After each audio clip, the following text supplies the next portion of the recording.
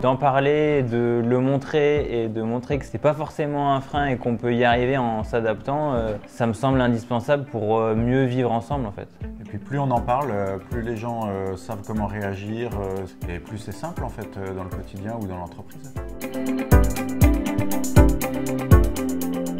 Une source d'admiration, détermination et résilience. Je trouve ça vraiment incroyable avec l'évolution de son handicap à niveau d'athlète de haut niveau. Thibaut, il est en acceptation totale de son handicap et il le traite comme un point de départ pour traiter les défis en compétition.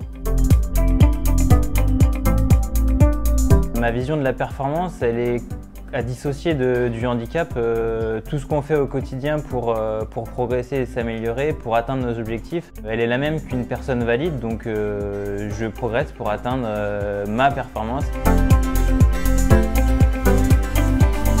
Pour moi, l'inclusion, c'est repousser les barrières tout simplement. Du point de vue du guide, la personne avec un handicap, finalement, c'est une personne comme les autres, mais avec une spécificité.